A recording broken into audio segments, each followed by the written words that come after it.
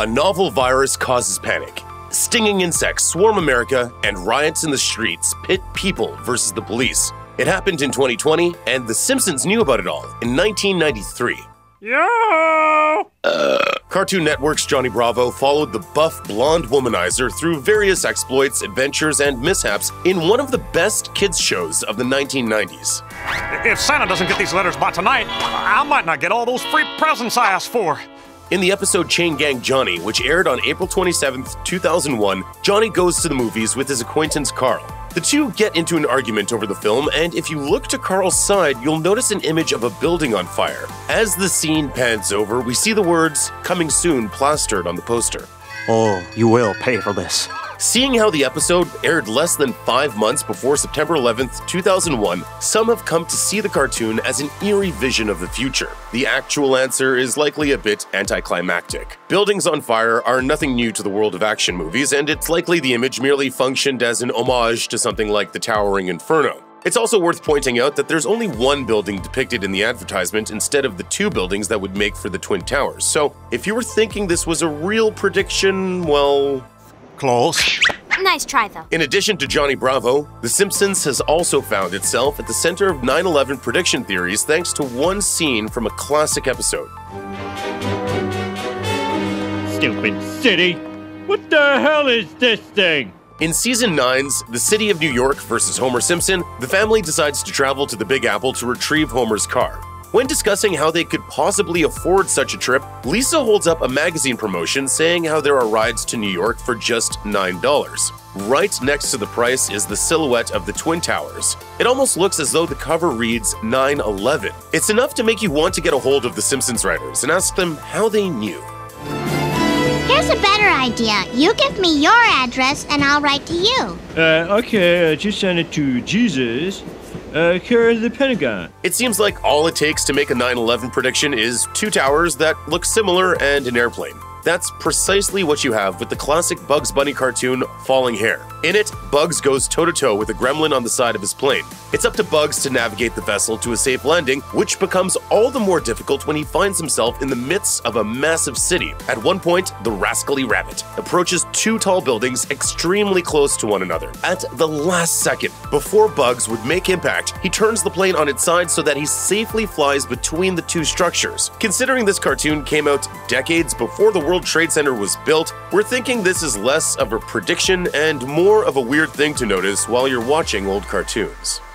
The Simpsons has seemingly predicted everything from Donald Trump's presidency to Richard Branson going to space. But one of the show's most spot-on predictions came in the form of the Season 5 episode, Springfield, or How I Learned to Stop Worrying and Loved Legalized Gambling. Legalized gambling is a bad idea. You can build a casino over my dead body. In the episode, Springfield becomes its very own Atlantic City, complete with a towering casino with live entertainment. One of these shows is The Flamboyant Magic of Gunther and Ernst, in what is a clear parody of performers Siegfried and Roy, who had a long-running show in Las Vegas for many years with their signature white tigers. Gunther and Ernst also have a tiger by the name of Anastasia, and after a moment, when the tiger remembers what it was like to live in the tranquility of the jungle, it attacks the 2 performers. The scene took on new life when in 2003, Roy suffered severe injuries from a tiger attack in real life.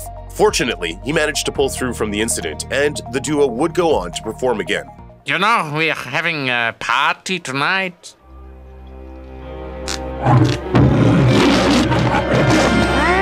Some cartoon predictions aren't super on the nose, but they can still have a chilling detail that makes you stop and say, Oh my God.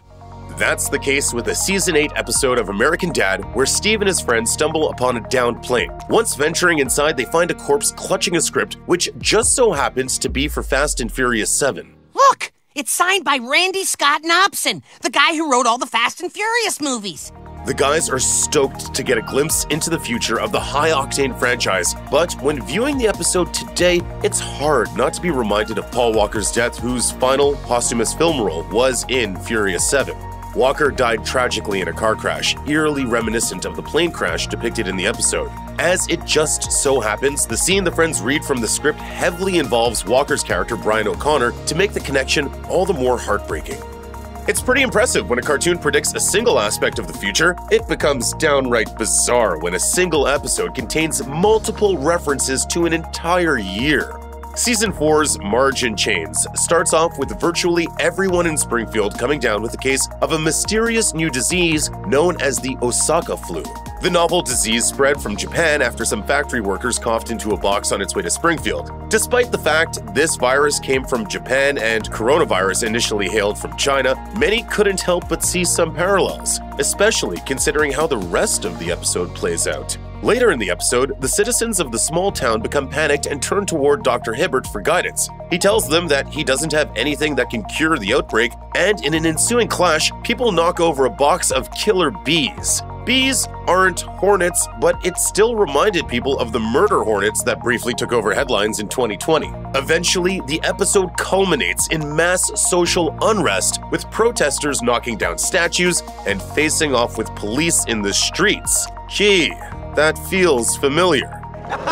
This never would have happened if Marge Simpson was here. Kevin Spacey's fall from grace may have been a little more predictable to people in Hollywood than it was to the rest of the world. After decades of critically acclaimed performances, the actor was accused by several men of sexual harassment and assault, sending his career into a nosedive. But the news may not have been too surprising for anyone who enjoyed watching early episodes of Family Guy. In the Season 4 episode Don't Make Me Over, Brian and Stewie make a wager, ultimately resulting in Stewie running naked through a mall, shouting something weirdly specific. Help! I've escaped from Kevin Spacey's basement! Help me!